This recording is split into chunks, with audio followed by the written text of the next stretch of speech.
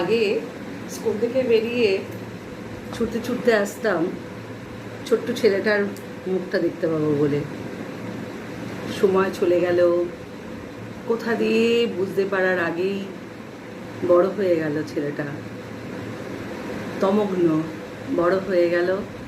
আমি হয়ে গেলাম বড্ড একা। ও চলে গেল দূরে চাকরি করতে। এখন সন্ধেবেলায় ঘরে এসে এক কাপ চা খাওয়ার পর তখন শুধু মনে হয় এবার আমার স্কুলের কাজের পালা।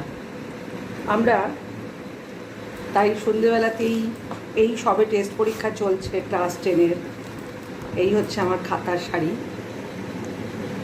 খাতার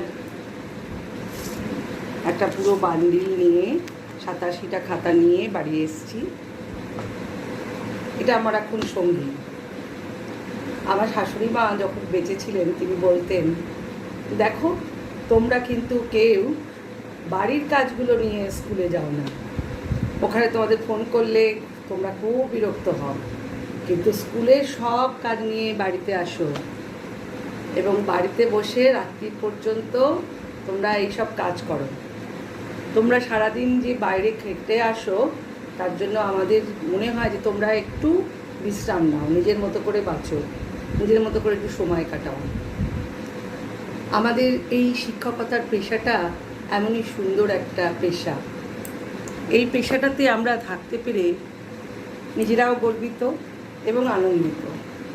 তাই এই কাজগুলো আমাদের কাছে মোটেও ভারী, শক্ত এবং আমাদের সময় নষ্ট হচ্ছে বা আমরা অন্য আনন্দগুলো করতে পারছি না, এটা কখনোই মনে হয় না। জানি না সকলে এটা আমাদের সাথে একমত কি না।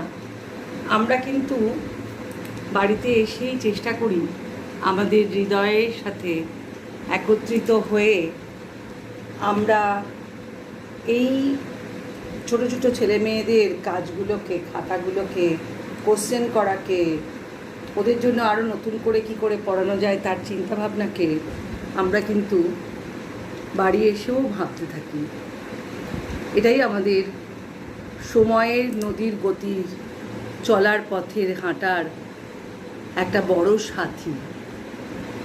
আপনারা কি মনে করেন একটু জানাবেন। ঠিক না বললেও জানাবেন, ঠিক বললেও জানাবেন। ভালো থাকবেন বন্ধুরা। শুভ সন্ধ্যা।